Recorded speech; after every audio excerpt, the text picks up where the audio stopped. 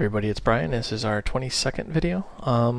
Today we're going to be covering constructors. If you remember from the last one, we have our cat class, and we're simply setting the age and then printing it back out. Well, at the end of the last video, I said you really should initialize your variables. How are you going to do that? One way is the constructor. We'll say int mh. This would be our second constructor. This would be our default constructor. Notice how you can have multiple constructors. And then to implement this, you say cat,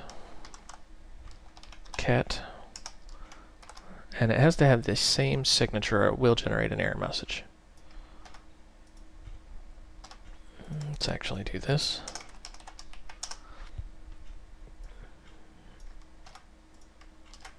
Copy and paste that out there. And we're going to say creating cat with age. That way we know which constructor was just called. And then we will just set age and whatever the value of mage is. That way when this constructor is called, we're going to take the first parameter called mage and we're going to actually set our private variable age using the setAge function. Sounds really complex, but I guarantee you it's not. It's actually pretty simple once you look at it. Let's go back into our code here.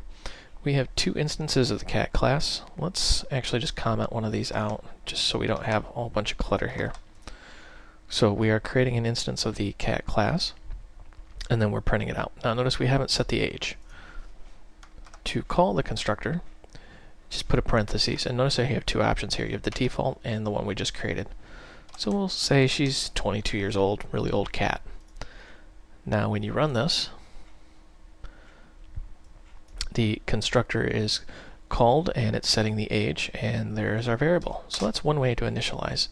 Now let's say you don't want to use a pointer. You just want to create a normal cat class here. One way you do that is you just add the parentheses here. Now you notice how you don't have the option to do the other. You can't really just do that. I think you can, but some compilers that'll actually throw an error. So we'll say cat33 and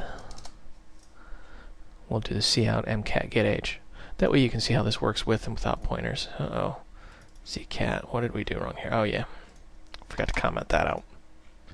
Can't delete memory we didn't initialize. Sure enough, creating cat with age 33. So that's one way of initializing your variables.